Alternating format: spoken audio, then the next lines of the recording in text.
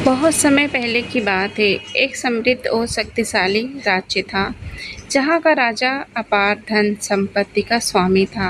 लेकिन एक रात राजा ने एक अजीब सपना देखा। एक ऐसा बाग जहाँ मोर के आकार के अनोखे फूल खिले हुए थे। वे फूल असाधारण रूप से सुंदर थे, जैसे किसी जादुई दुनिया से आए हों। सुबह होते ही राजा ने अपने दरबार में इस स्वप्न का जिक्र किया और कहा, ये तो कोई इस स्वप्न का अर्थ बताए या फिर मुझे वैसा ही फूल लाकर दिखाए। जब तक इसका हल नहीं मिलेगा, दरबार निरंतर चलता रहेगा। राजा की इस घोषणा से पूरा दरबार सन्नाटा छा गया। सुबह से शाम हो गई, लेकिन किसी के पास कोई उत्तर नहीं था।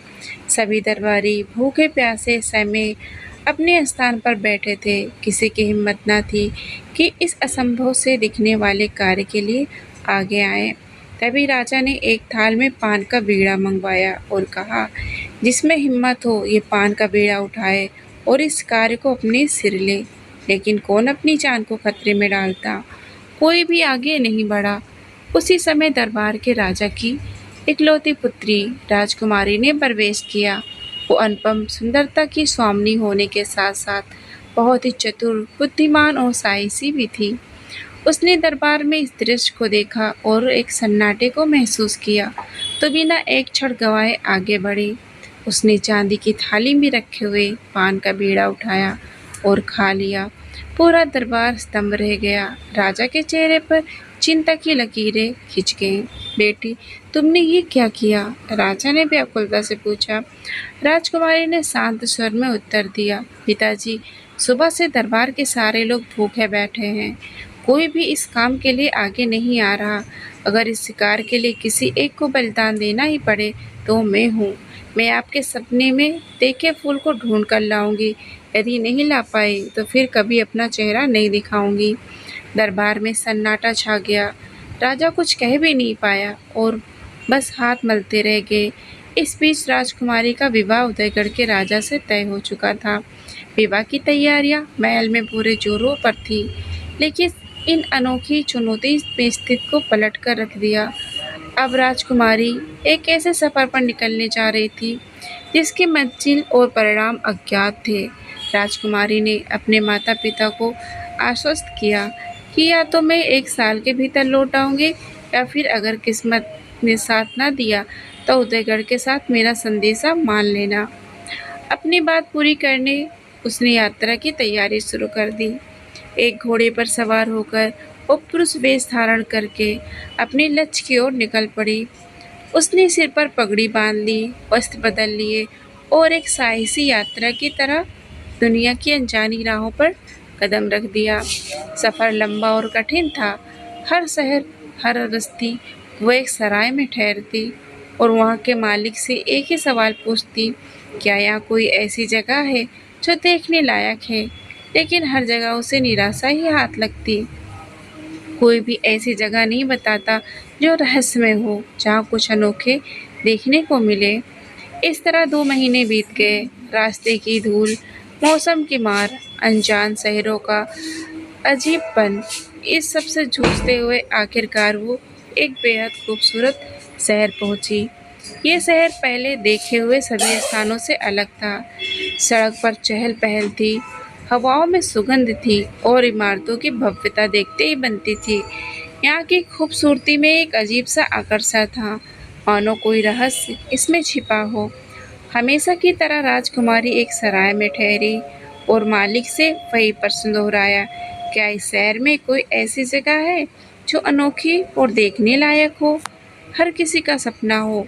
सराय का बूढ़ा मालिक कुछ क्षण चुप रहा, फिर बोला, बेटे, यहाँ शहर तो खुद ही एक नगीना है, लेकिन एक जगह है जो सबसे अलग और रहस्यमय है। राजा का निजी बाग कहते हैं। वो ऐसे फूल खिलते हैं जो मोर के पंखों की तरह दिखते हैं, पर वो बाग किसी आम इंसान का नहीं। वहाँ परिंदा भी पर नहीं मार सकता। यह सुनते ही राजकुमारी का दिल तेजी से धड़कने लगा। क्या वही फूल मेरे पिता के सपने में देखे थे? वो मन ही मन सोचने लगी। लेकिन समस्या यह थी कि उस बाग तक पहुँचे कैसे जाए। राजकुमारी ने बूढ़े बाबा से कहा, मैं एक गरीब यात्री हूँ, रोजगार की तलाश में भटक रहा हूँ। मुझे अपने यहाँ कोई काम दे दो, मैं बहुत अच्छा खाना बना सकता हूँ। बूढ़े ने सिर हिलाया और कहा, बेटे, मैं खुद ही मुश्किल से गुजारा कर पा रहा हूँ, तुम्हें क्या दूंगा। हाँ, किसी तरह राजा तक पहुँच सको तो तुम्हारी तकदीर बदल सकती है। राजकुमारी ने बूढ़े की बात सुनी और मन ही मन सोचने लगी, अगर महल तक पहुँचना ही तकदीर बदल सकता है तो मुझे वहाँ तक जाने का कोई रास्ता निकालना ही होगा। बूढ़े सराय मालिक ने कहा, बेटे, हमारे राजा बहुत न्यायप्रिय और प्रजा का भला चाहने वाले हैं। हर महीने की अमावस्या के बाद पहले गुरुवार को उनकी सवारी नगर में निकलती है। वे लोगों की शिकायतें सुनते हैं, ज़रूरतमंदों की मदद करते हैं और उनकी इच्छाएं पूरी करते हैं।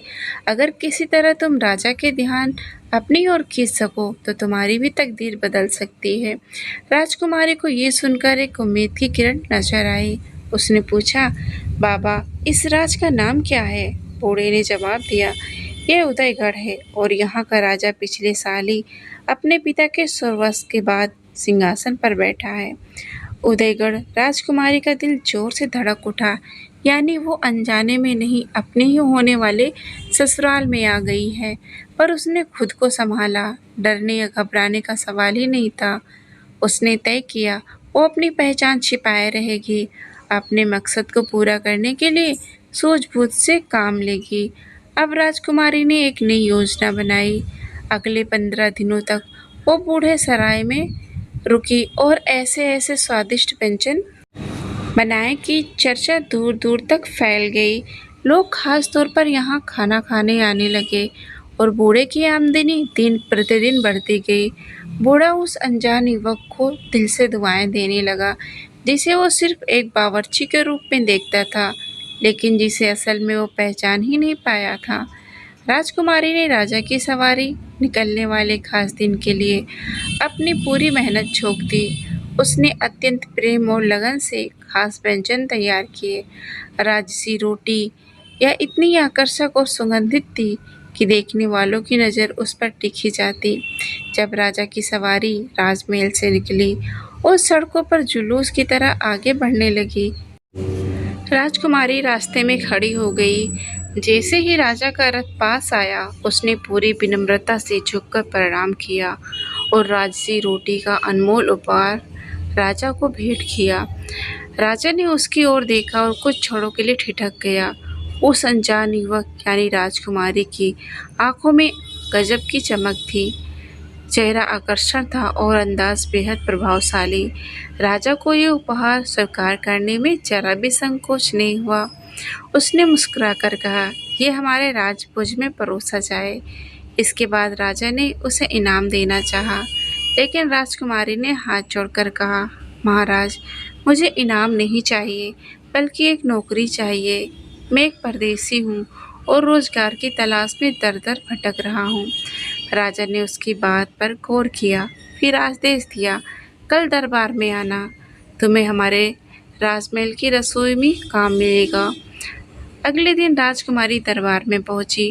राजा ने उसे न केवल रसोई में काम दिया, बल्कि महल की पूरी रसोई का प्रमुख यानी प्रधान रसोइया बना दिया।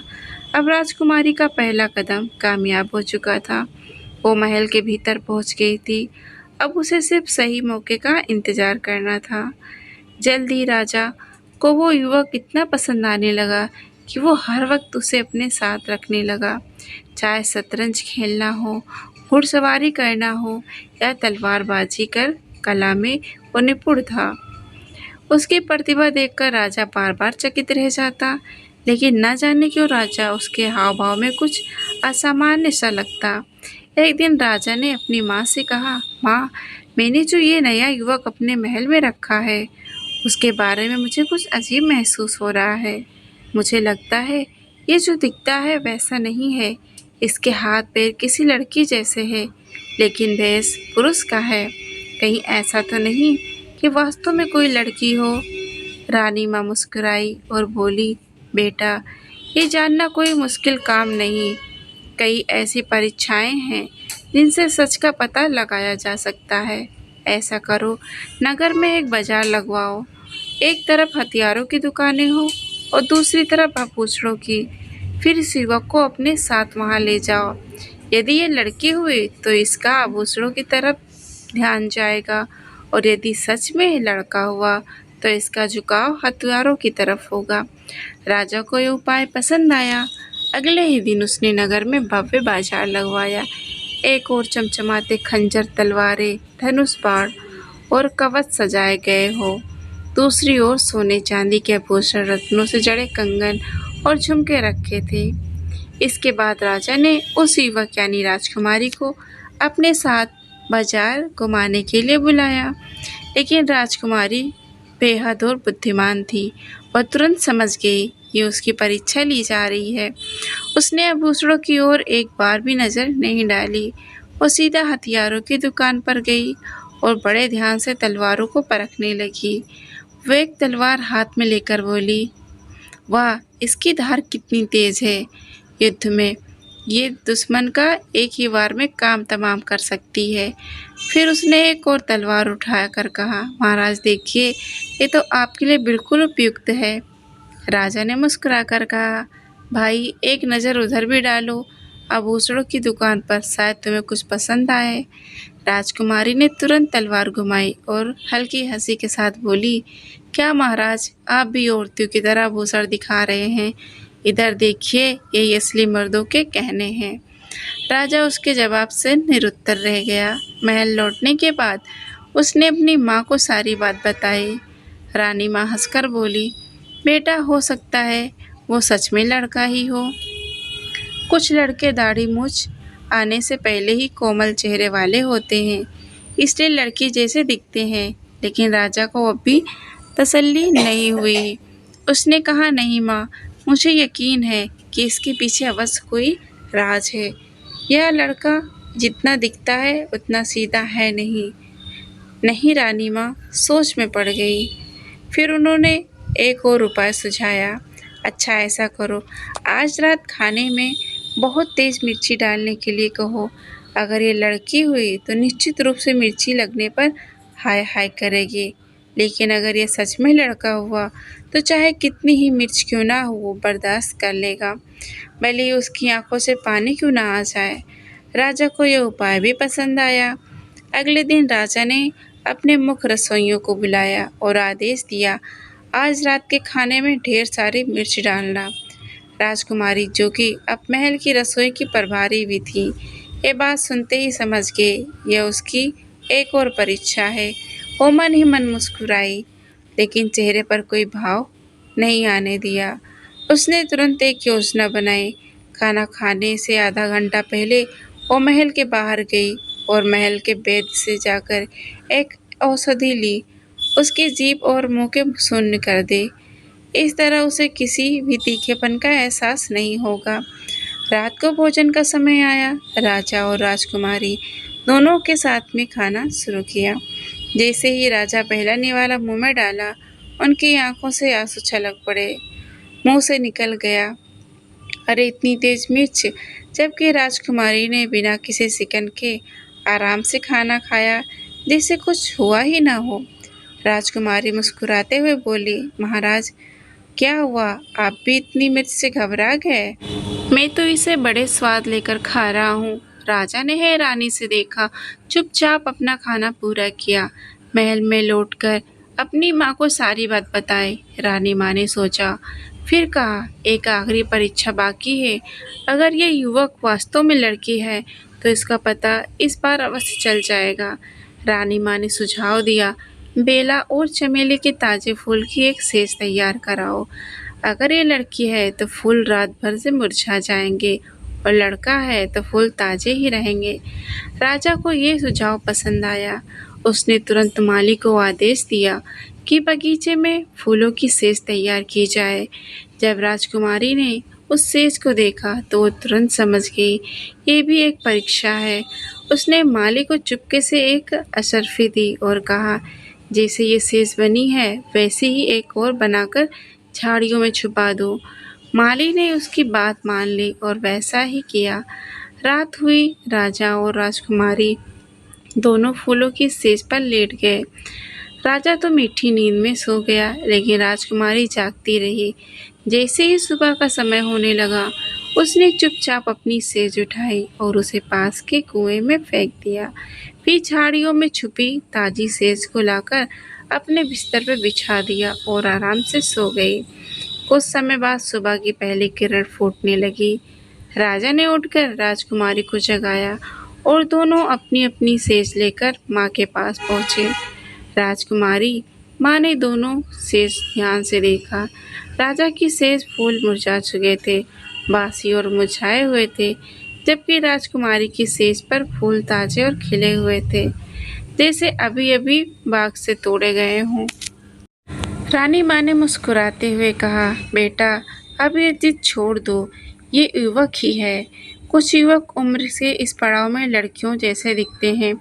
राजा को अब भी थोड़ा संदेह था, लेकिन माँ की बात मानकर वो शांत हो गया। कुछ दिन बाद जब राजकुमारी को विश्वास हो गया, अब राजा और महल के लोग उस पर पूरी तरह से भरोसा करने लगे, तब उसने एक दिन राजा से कहा, राजा सलामत, मैंने सुना है कि आपके बाग में मोर के पंखों जैसा अनोखे फूल खिलते हैं। राजकुमारी ने मुस्कुराते हुए कहा, लेकिन आपने मुझे आज तक उनके बारे में नहीं बताया। राजा को थोड़ी शर्मिंदगी महसूस हुई। वो हंसते हुए बोले, अरे इसमें बताने जैसा क्या था? अगर तुम्हें देखना है तो अभी चलो। राजकुमारी ने उत्साहित होते हुए कहा, वाह, सच में मैंने सुना है कि वे फूल इतने सुंदर होते हैं कि उन्हें देखने वाले मंत्रमुग्ध हो जाते हैं। राजा तुरंत उसे अपने साथ बाग में लेकर गया। वहां पहुंचकर राजकुमारी ने उन फूलों की दिल खोल कर तारीफ की। महाराज, ये तो सचमुच आश्चर्यजनक है। मेरी तो इच्छा हो रही कि रोज इन्हें देखने आऊं। राजा मुस्कुराए और बोले, तो आ जाया करो, इसमें कौन सी बड़ी बात है? राजकुमारी ने थोड़ी मायूस होते हुए कहा, लेकिन यहाँ तो कड़ा पहरा है, हर तरफ सैनिक तैनात रहते हैं, मैं चाहकर भी अकेले यहाँ नहीं आ सकता। राजा ने तुरंत पहरेदार को बुलाया और आदेश दिया, सुनो, ये हमारे खास मेहमान हैं, जब चाहे इस बाग में आ सकते हैं, इन्हें कभी रोका ना जाए।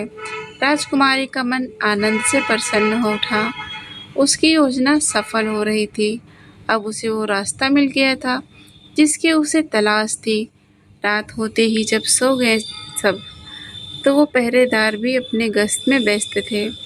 राजकुमारी ने मौका पाकर बाग में प्रवेश किया। उसने धीरे से दो फूल तोड़े और उन्हें अपने कपड़ों में छुपा लिया।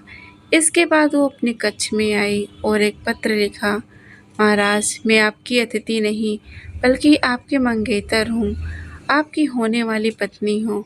आपने मेरी कई परीक्षाएं भी ली, परंतु पहचान नहीं पाए, पर अब मैं आपकी इस नादानी का बदला जरूर लूँगी। उसने ये पत्र अपने बिस्तर पर रख दिया और फिर धीरे धीरे महल से बाहर निकल आई। पहरेदार ने उसे नहीं रोका, क्योंकि वह उसे राजा का खास मेहमान समझते थे। राजकुमारी ने अपने वफादार घोड़े को एड़ लगाई और पूरी रात घुड़सवारी करती रही। कुछ ही घंटों में वो उदयगढ़ की सरहद पार कर दूर निकल चुकी थी।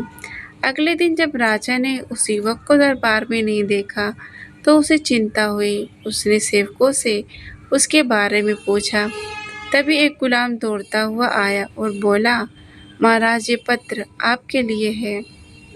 राजा ने पत्र खोला, पढ़ा और स्तंभ रह गया। उसकी आंखों के सामने सब साफ हो चुका था। जिसे वो अपनी खास कर्मचारी समझता था, वो असल में एक लड़की थी, वो भी उसकी मंगेतर। राजा ने गहरी सांस ली। पूरा पत्र पढ़ते ही क्रोध से आग बबूला हो गया। उसकी मुट्ठियां भर गईं और सांसें तेज हो गई। उसने तुरंत अपनी माँ को बुलवाया और पत्र दिखाते हुए बोला, देखो माँ, मैंने पहले ही कहा था कि दाल में कुछ काला है, पर आप ही थी जो मेरी बात मानने को तैयार नहीं थी, और लड़की मुझे पूरी तरह बेवकूफ़ बना गई और ऊपर से धमकी देकर चली गई। लेकिन अब मैं भी कसम खाता हूँ, जब तक इसका बदला नहीं लूँगा, चैन से नहीं बैठूँगा। राजा ने आवेश में अपने सेनापति को बुलाया और आदेश दिया, इसके घर पर फौरन संदेशा भिजवाओ। हम इसी महीने बारात लेकर आ रहे हैं। इस बार ये खेल उसी महल में खत्म होगा। उधर राजकुमारी के महल में उसके सुरक्षित लौटने की खुशियां मनाई जा रही थी। लेकिन जैसे ही राजा का संदेश वहां पहुंचा, माहौल बदल गया। राजकुमारी मुस्कुराई और बुदबुदाई, तो आखिर उसने चाल चल ही दी। लेकिन अब राजा को मेरी असली शक्ति का एहसास होगा। राजकुमारी ने तुरंत अपने खास भरोसेमंद कारीगर को बुलवाया और उसे 100 अशर्फियां देते हुए कहा, जल्दी से एक लकड़ी की चलने वाली गुड़िया बनाओ जो अंदर से खोखली हो, उसके भीतर सामान रखने की जगह हो, खाने पीने की व्यवस्था हो और एक आदमी उसके अंदर खड़ा भी हो सके। लेकिन ध्यान रहे, इस बारे में किसी को कानो कान खबर नहीं होनी चाहिए। कारीगर ने मेहनत से उस अद्भुत गुड़िया को तैयार किया और राजकुमारी के कक्ष में छुपा दिया। विवाह से एक दिन पहले राजकुमारी ने अपनी राजदार दासी को बुलाया और एक गुप्त योजना समझाई।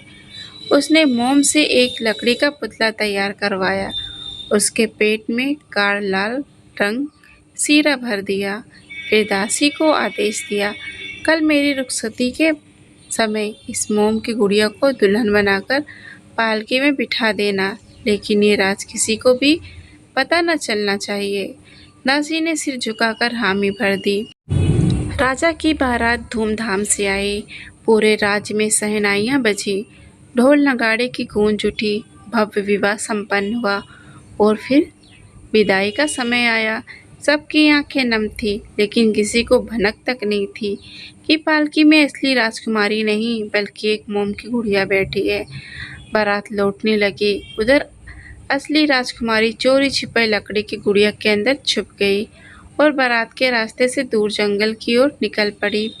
आधे रास्ते में राजा अचानक रुका। उसकी आंखों में आग के बदले की आग जल रही थी। उसने सेनापति को आदेश दिया, सभी बैंड बाजे बंद करवा दो।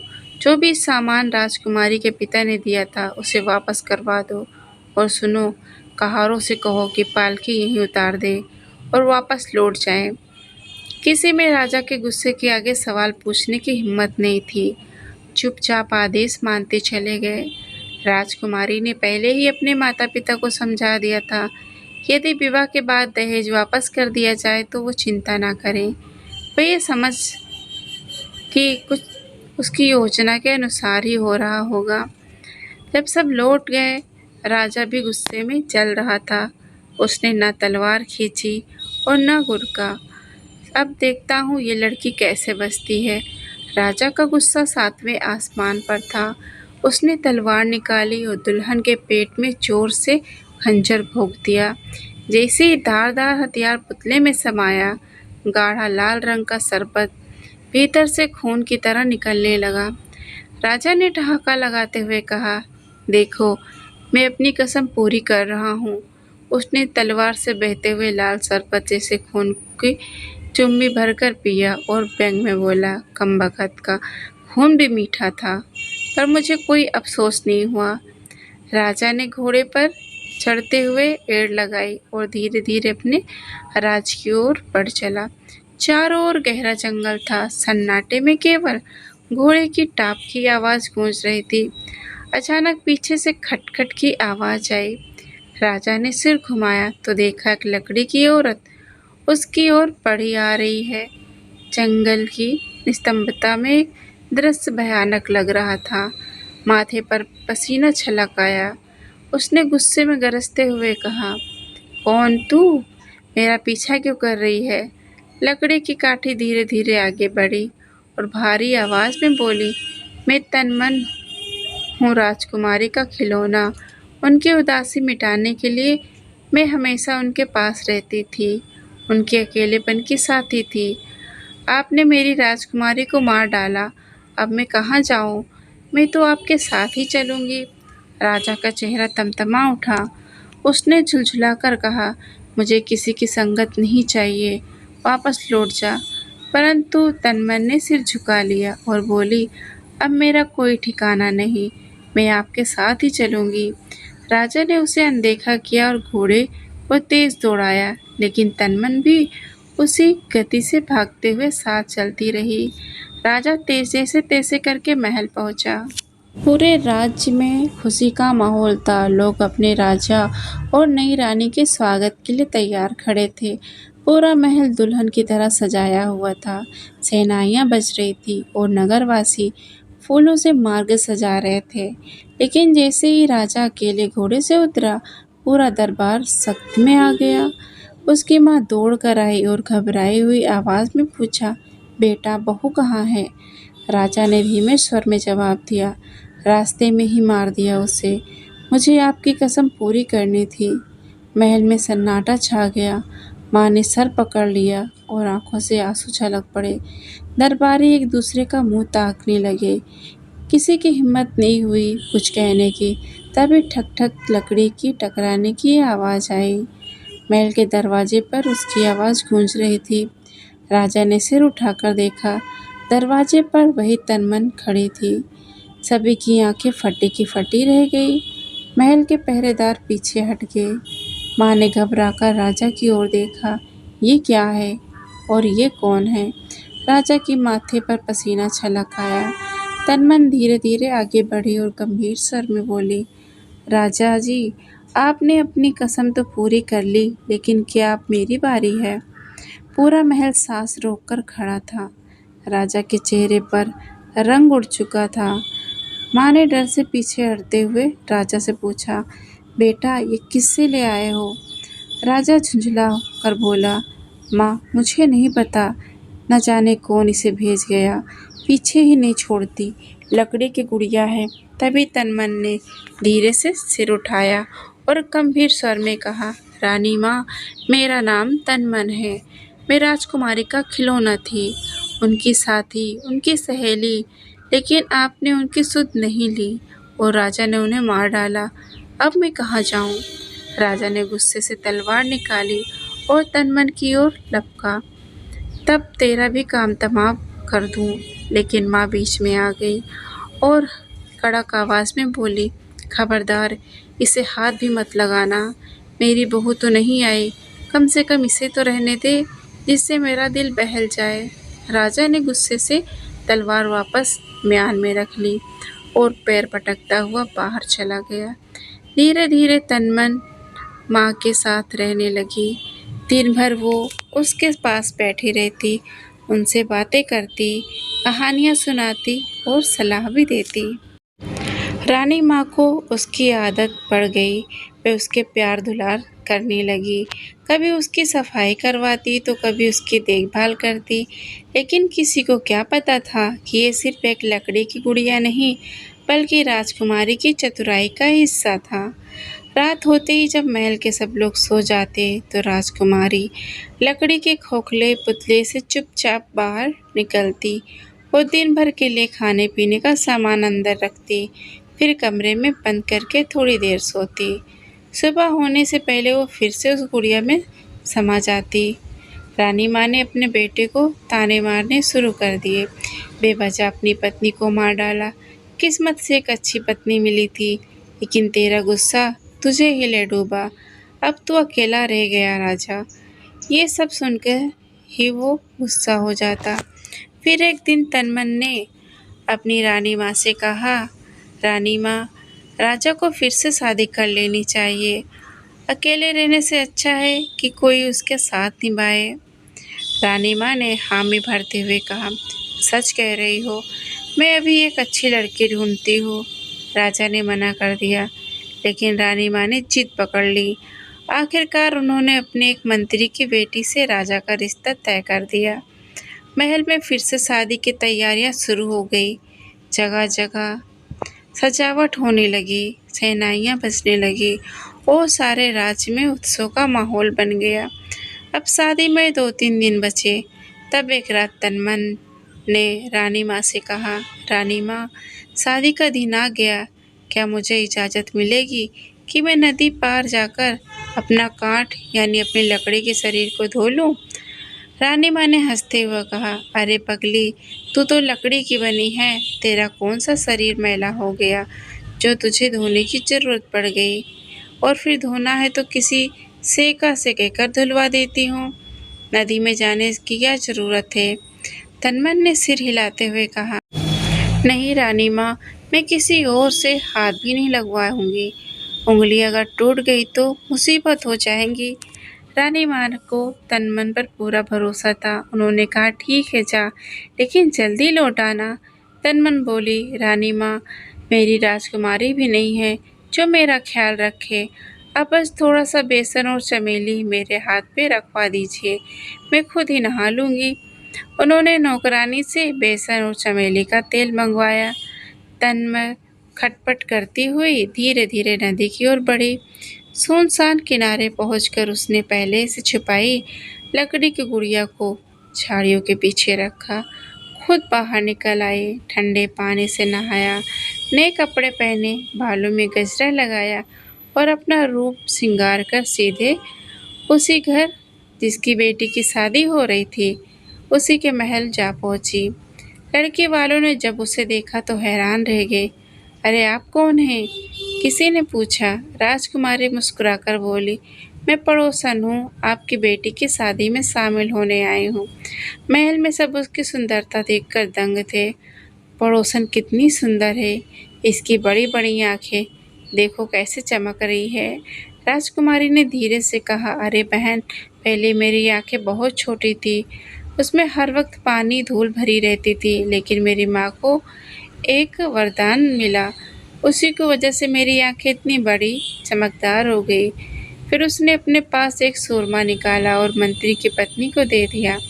मंत्री की पत्नी खुशी से बोली, अपनी बेटी की आंखों में सुरमा लगवा लेंगी। आखिर वो राजा की रानी जो बनने जा रही है उसे भी सुंदर होना चाहिए।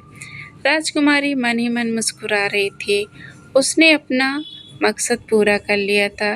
फिर वो धीरे धीरे महल से निकली और वापस सुनसान नदी किनारे पहुंची। वहां उसने फिर से अपनी लकड़ी की गुड़िया पहनी और खटपट करती हुई महल में लौट आई। उधर जब औरतें दुल्हन की आंख में सुरमा लगाया तो उसकी आंखें तेज से चलने लगी और तड़पने लगी। चीख पुकार मच गई। वैद्य को बुलाया गया, लेकिन कोई इलाज काम नहीं आया। इसी अफरा तफरी के बीच बारात आ गई, विवाह की रस्में पूरी कर दी। जब विदाई का समय आया तो एक बड़ा झटका लगा। दुल्हन की आंखों की रोशनी चली गई। वो अंधी हो चुकी थी और दर्द से कहरा रही थी। ये खबर सुनते ही राजा आग बबूला हो गया। उसका गुस्सा सातवें आसमान पर था।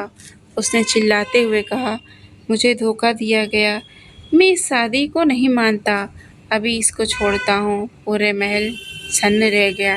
किसी ने कल्पना भी नहीं की थी कि ऐसा कुछ हो सकता है। राजा ने गुस्से में बारातियों को वापस भेज दिया और अकेले महल लौट आए। महल में रानी माँ बेसब्री से अपनी बहू के आने का इंतजार कर रही थी। जैसे ही उन्होंने राजा को अकेले आते देखा, उनका दिल बैठ गया। घबराकर पूछा, बेटा दुल्हन कहाँ है, क्या हुआ? राजा ने ठंडी आवाज में कहा, उन्होंने मुझसे धोखा किया, अंधी लड़की से शादी करवा दी, मैंने वहीं परित्याग कर दिया। रानी माँ ने अपना सिर पकड़ लिया और दुखी होकर बोली, लगता है तेरी किस्मत में पत्नी का सुख लिखा ही नहीं है। कुछ दिन और बीत गए। महल का माहौल गमगीन था। इसी बीच तन्मन ने फिर से रानी माँ से जान से राजा की दूसरी शादी की बात छेड़ दी। रानी माँ ने थक कर कहा, नहीं तन्मन, अब नहीं, मैं किसी और लड़की की तकदीर बर्बाद नहीं कर सकती। लेकिन तन्मन इतनी आसानी से हार मानने वाली नहीं थी। वो धीरे धीरे रानी माँ को समझाने लगी, रानी माँ, इसमें राजा क्या क्या कसूर? अगर लड़की ही अंधी थी तो राजा क्या कर सकता था? और रही मेरी राजकुमारी की बात, वो मेरी माल थी, लेकिन उसका जो व्यवहार था बहुत ही अच्छा था। उसने राजा को धोखा दिया। भला कौन मर्द ऐसा अपमान सह सकता था? राजा ने जो किया सही किया। तन्मन की बात का असर होने लगा। उसने इतनी बार ये बात दोहराई, इतनी बार समझाया कि आखिरकार रानी माँ पिघल गई। उन्होंने भारी मन से राजा के लिए फिर लड़की देखने की हामी भर दी। इस बार राजा के विवाह के लिए बड़ी सावधानी बरती गई। किसी अमीर और प्रतिष्ठित परिवार की बेटी चुनी गई जिससे कोई समस्या न हो। शादी की तैयारियां पूरी धूमधाम से हो रही थी, लेकिन विवाह में एक दिन पहले तनमन ने फिर वही चाल चली। उसने अपना कार्ड धोने के बहाने बाहर जाने की अनुमति मांगी और सीधे दुल्हन के घर जा पहुंची। उन्हें भी बताया गया कि मैं पड़ोसन हूँ। थोड़ी देर बाद वो घुल मिल गई। कुछ देर बाद दुल्हन की माँ ने उसे देखा तो आश्चर्य से बोली, अरे पड़ोसन, तेरे बाल कितने लंबे और चमकदार हैं। हम तो अपनी बेटी के बालों के लिए ना जाने क्या क्या किए, कितनी चीज़ लगाए, लेकिन कोई फायदा ही नहीं। तनमन ने मुस्कुराकर कहा, बहन, मेरे बाल कभी बहुत छोटे थे, रूखे सूखे और कमजोर, लेकिन फिर एक महात्मा जी ने मुझे एक नुस्खा बताया। कैसा तरकीब? दुल्हन की माँ और घर की औरतें उससे उत्सुकता से पूछने लगी। तनमन ने गहरी सांस ली और नजदीक आकर धीमे स्वर में बोली। उस महात्मा ने कहा, पहले सिर के सारे बाल कटवा दो, फिर लाल चिड़ियों के अंडे पीसकर उसमें ये जड़ी बूटी मिला लो और रात भर सिर पर लगा कर रखो। सुबह उठते ही धो लो, फिर देखो जादू। दुल्हन की माँ को ये सुनकर बड़ी खुशी हुई। दुल्हन की माँ बोली, तेरे बाल इतने सुंदर हो सकते हैं तो मेरी बेटी के भी जरूर हो जाएंगे। तनमन ने अपने बटुए से एक छोटी डिबिया निकाली और कहा, ये लो, ये वही दवा है जो महात्मा जी ने दी है। ये बड़ी मुश्किल से मिलती है, लेकिन अब आपकी बेटी के लिए ला कर दे रही हूँ। दुल्हन की माँ और बाकी घर वाले बहुत खुश हुए। उन्होंने तनमन को धन्यवाद दिया और रात होते ही दुल्हन का सिर मुंडवा दिया।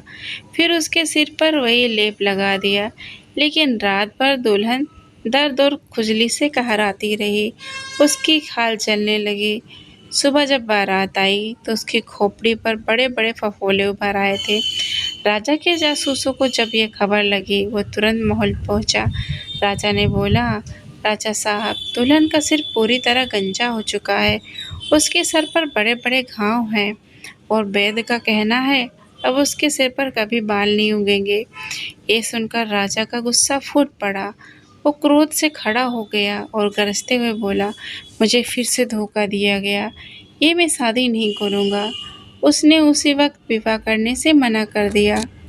महल में जब रानी माँ ने राजा को अकेले लौटते देखा तो उनका दिल बैठ गया। वो घबराकर बोली, अब क्या हुआ? ये दुल्हन भी नहीं आई। राजा गहरी सांस लेते हुए बोला, इस बार तो मुझे गंजी दुल्हन दी गई थी। मैंने विवाह करने से मना कर दिया। रानी माँ ने अपना माथा पकड़ लिया। लगता है तेरी किस्मत में पत्नी का सुख लिखा ही नहीं। कुछ महीने और बीत गए। बात पुरानी हो गई। तनमन को चैन नहीं था। उसने धीरे धीरे फिर से राजा की शादी की बात छेड़नी शुरू कर दिया। नहीं, अब मैं अपने बेटे की शादी नहीं करूँगी। लेकिन तनमन ने धीरे धीरे उन्हें मनाना शुरू कर दिया। रानी माँ, इस बार आप बहुत सोच समझ कर लड़की देखिएगा, कोई कमी नहीं होनी चाहिए। राजा साहब को बहुत सुंदर और बेदाग लड़की चाहिए। रानी माँ आखिरकार राजी हो गई। एक अमीर घर की खूबसूरत लड़की का रिश्ता तय कर दिया। इस बार हर चीज़ की अच्छे से जांच पड़ताल की गई ताकि कोई गलती ना हो। विवाह से 2 दिन पहले तनमन फिर से अपना कार्ड धोने के बहाने बाहर निकली और दुल्हन के घर जा पहुंची। वहां सभी ने उसके हाथों हाथ लिया। तनमन ने धीरे से मुस्कुरा कर कहा, राजा साहब को सुंदर लड़की पसंद है। अगर उन्हें कोई कमी दिखी तो तुरंत उन्हें छोड़ देते हैं। दुल्हन की चाची हंसते हुए बोली, लड़की तो बहुत सुंदर है, इसमें कोई कमी नहीं। तनमन ने गहरी सांस ली और धीरे से मुस्कुराते हुए कहा, राजा को सिर्फ खूबसूरत चेहरा ही नहीं बल्कि चमकते और सुंदर दांत भी चाहिए। अगर दुल्हन के दांत जरा भी टेढ़े मेढ़े हुए तो विवाह के बाद रिश्ता टूट जाएगा। ये सुनकर दुल्हन की माँ और वहाँ बैठी औरतें घबरा गई। लेकिन हमारे घर की लड़की तो बहुत ही खूबसूरत है, उनके 2 दांत टेढ़े हैं। दुल्हन की चाची बोली। तनमन ने एक लंबी सांस ली और धीरे से अपने चमकते दांत दिखाकर बोली, बहन, मेरे दांत कभी बहुत खराब थे, पीले और टेढ़े मेरे। लेकिन फिर एक साधु बाबा मिले। उन्होंने मुझे एक जादुई मंजन दिया और कहा, अगर सच में सुंदर दांत चाहिए तो पहले आगे 8 दांत निकलवा दो, फिर इस मंजन को लगाओ। दुल्हन की माँ और बाकी औरतें आश्चर्य से उसे देखने लगी। क्या सच में? एक स्त्री हिचकिचाई। हाँ, मेरी माँ ने मेरे खातिर वही किया। बहुत तकलीफ हुई, लेकिन अगले ही सुबह जादू से मेरे नए दांत निकल आए, इतनी खूबसूरत और चमकदार कि देखो जैसे मोती। तनमन ने गर्व से अपने चमकते दांत दिखाए। दुल्हन की माँ और चाची आपस में देखने लगी। उनके मन में हलचल मच गई। अगर राजा को सुंदर दांत चाहिए तो हमें भी कुछ करना होगा। तनमन ने अपना बटुआ खोला और उसमें से एक ऐसी छोटी सी पुड़िया निकालकर बोली, ये वही जादुई मंजन है, बहुत मुश्किल से मिला था, लेकिन मैं तुम्हारी बेटी के लिए लाकर दे रही हूँ। बस हिम्मत से काम लेना। दुल्हन की माँ ने झट से मंजन लिया और बार बार आभार व्यक्त किया। उसी रात उन्होंने अपनी बेटी के आगे के दांत तुड़वा दिए और मंजन लगा दिया। सुबह होते ही जब बारात दरवाजे पहुंची तो राजा के जासूस ने देखा कि दुल्हन ठीक से मुंह भी नहीं खोल पा रही। उसने गौर किया तो पाया कि दुल्हन के आगे के सारे दांत गायब थे। उसके होंठ अंदर धंस गए थे और जबरदस्ती मुस्कुराने की कोशिश में अजीब सी शक्ल बना रही थी। जासूस तुरंत राजा के पास पहुंचा और धीरे से कान में कहा, राजा जी, दुल्हन के आगे के सारे दांत गायब हैं, उसके होंठ सिकुड़ गए हैं और वैद्य का कहना है अब कभी नए दांत नहीं उगेंगे। राजा का पारा 7वें आसमान पर चढ़ गया। उसने वही शादी तोड़ दी और गुस्से से वापस महल आ गया। महल में रानी माँ दुल्हन की अगवानी के लिए तैयार खड़ी थी, लेकिन जब उन्होंने देखा कि उनका बेटा अकेले लौट रहा है और फिर गुस्से से लाल पीला हो रहा था, तो उनका दिल बैठ गया। अब क्या हुआ? उन्होंने घबराकर पूछा। राजा ने झुंझलाकर कहा, मुझे बिना दांतों की दुल्हन दी गई थी। क्या मैं कोई मजाक हूँ? मैं छोड़कर वापस आया। रानी माँ ने माथा पकड़ लिया और गहरी सांस ली। अब उन्हें भी गुस्सा आ रहा था, लेकिन बेटे के लिए अफसोस भी हो रहा था। लगता है तेरी किस्मत में पत्नी का सुख लिखा ही नहीं है। अगले दिन उन्हें सच्चाई पता चली कि दुल्हन के दांत सच में नहीं थे। राजा ने सही किया। इस बार उन्होंने खुद को कोसा कि राजा की शादी पर इतनी जल्दी की रानी माँ इस बार बहुत दुखी थी। उन्होंने तनमन के सामने अपना दिल हल्का किया, लेकिन तनमन भी कम होशियार नहीं थी। उसने बड़ी चतुराई से मरहम लगाया और रानी माँ को धीरे धीरे फिर से विवाह के लिए राजी करने लगी। इस बार उसे पूरे 1 साल लग गया रानी माँ को बनाने में। रानी माँ ने इस बार कोई गलती नहीं की। उन्होंने बहुत ही अमीर और प्रतिष्ठित परिवार की लड़की पसंद की। खुद जाकर लड़की को देखा, हर तरफ से जांच पड़ताल की और ये तय किया इस बार राजा को कोई शिकायत नहीं होगी। अब की बार जब राजा को शादी के लिए कहा गया तो उसने मना कर दिया। माते जी, मैं अब शादी नहीं करूँगा। हर बार कुछ ना कुछ कमी ज़रूर निकल आती है। लेकिन रानी माँ ने सख्ती से कहा, इस बार कोई तमाशा नहीं होगा। मैंने खुद लड़की देखी है। अब की बार ये विवाह होकर ही रहेगा। राजा माँ की बात टाल नहीं सका, सिर झुकाकर बोला, ठीक है, आपकी ये शादी कर ले रहा हूँ, लेकिन आखिरी बार है। अगर कुछ गड़बड़ हुई तो फिर कभी शादी नहीं करूँगा। शादी तय हो गई। पूरे राज्य में उत्सव का माहौल था, लेकिन विवाह से 2 दिन पहले तनमन ने फिर अपना कान धोने का बहाना बनाया। दुल्हन के घर जा पहुंची। तनमन मुस्कुराते हुए दुल्हन के घर वालों से कहा, मैं राजा साहब के पड़ोसन हूँ। मेरा महल में आना जाना है, इसलिए मैं उनके बारे में बहुत कुछ जानती हूँ। दुल्हन की माँ और रिश्तेदार चौंक गए। क्या कह रही हैं आप? तनमन ने गहरी सांस ली, रहस्यमय अंदाज में बोली, राजा के शादी के रस्म रिवाज बहुत ही अजीब हैं। अगर शादी उन्हीं रीति रिवाजों के मुताबिक ना हुई तो बारात वापस लेकर चले जाते हैं या फिर छोड़ देते हैं। दुल्हन के परिवार वाले घबरा गए। उन्होंने तनमन से विनती की वो पूरी बात बताएं ताकि कोई गलती ना हो। अब जैसा मैं बताऊं ठीक वैसा ही कीजिएगा, वरना राजा साहब नाराज होकर शादी तोड़ देंगे। तनमन ने गंभीरता से कहा। दुल्हन के घर वालों ने राजा और बारातियों के स्वागत के लिए बहुत शानदार तैयारी की थी। हमने राजा साहब के लिए सोने चांदी की सिरफियाँ और हीरे का हार तैयार किया है। बारातियों के गुलाब के फूलों का हार बनाए हैं। खाने में कोई भी कमी नहीं है। राजसी पकवान बनाया गया है। दूर दूर से बेहतरीन बावर्ची बुलाए गए हैं। दुल्हन के पिता ने गर्व से बताया। लेकिन तनमन ने सिर हिलाकर कहा, नहीं नहीं, आप तो बड़ी भूल करने जा रहे हैं। राजा साहब के परिवार में शाही की परंपरा बिल्कुल अलग होती है। अगर आप उनके रिवाज का पालन नहीं करेंगे तो ये शादी उसी वक्त टूट जाएगी। दुल्हन के घर वालों की आंखें खुली रह गई। तो हमें क्या करना चाहिए? तनमन ने चेहरे पर गंभीरता लाते हुए कहा, राजा के खानदान में मिट्टी के बर्तन को बहुत पवित्र माना जाता है। जब राजा बारात लेकर आए तो उनके गले में सोने चांदी के हार के बजाय लाल रंग से रंगी हुई मिट्टी की हांडी पहनाई जाती है।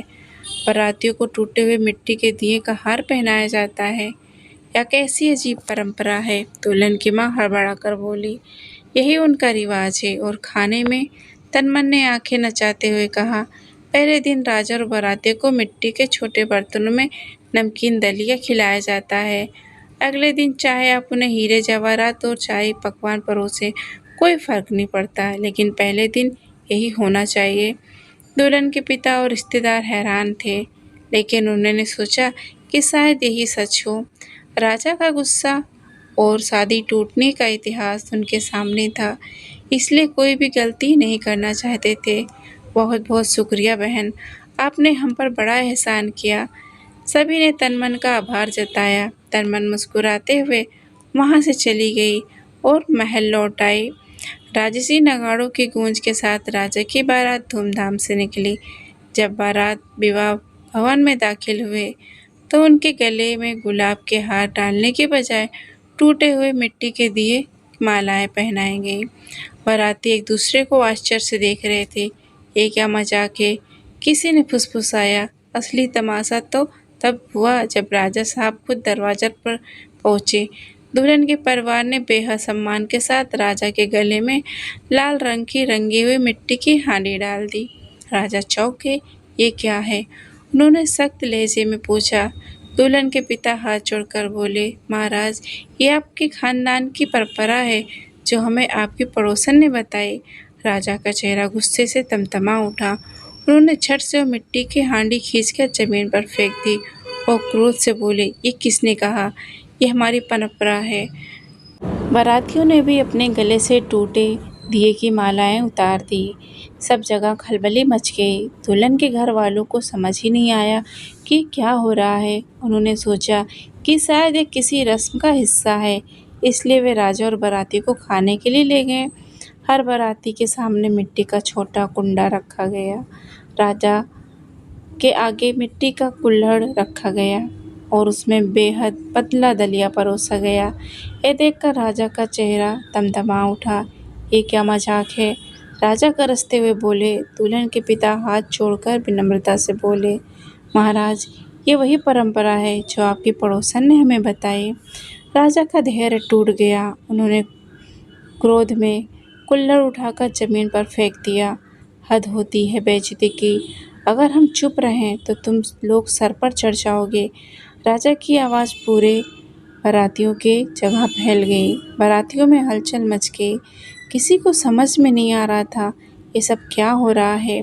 राजा ने गहरी सांस ली और गुस्से से दहाड़ते हुए कहा, तुम लोगों ने मेरे और मेरे दरबारियों की बेइज्जती की।